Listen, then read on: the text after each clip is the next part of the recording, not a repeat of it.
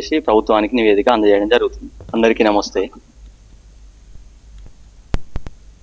Brain health ను కాపాడుకోవాల్సిన బాధ్యత ప్రతి ఒక్కరికి ఉందని ఎమ్మెల్యే బోనెల విజయచంద్ర అన్నాడు.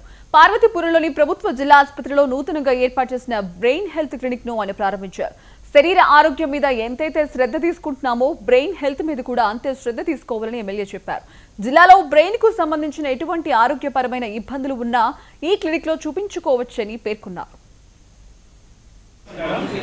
పార్వతీపురం డిస్టిక్లో ఈరోజు నీతి ఆయోగ్ ద్వారా అంటే ఆస్పిరేషన్ డిస్ట్రిక్ట్స్లో మన జిల్లాకు కూడా బ్రెయిన్ హెల్త్ ఇనిషియేటివ్. బాడీ పార్ట్లో అన్ని అవయవాలు చాలా ఇంపార్టెంటే, కాకపోతే మన ప్రతి అడుగు ప్రతి మూమెంట్ ఇవ్వాలంటే బ్రెయిన్ ఫంక్షన్ అనేది చాలా ఇంపార్టెంట్.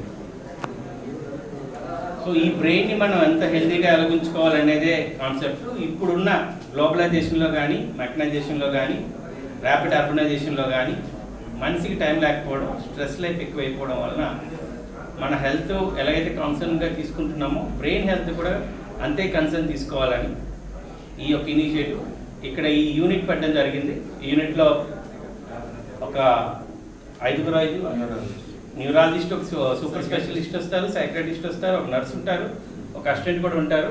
మన జిల్లాలో ఎవరైతే సైక్రటిక్ ఇష్యూస్ ఉన్నాయో వాళ్ళందరికీ కూడా ఇది అందుబాటులోకి వస్తుంది త్వరలో అనే విషయాన్ని తెలియజేస్తున్నాం.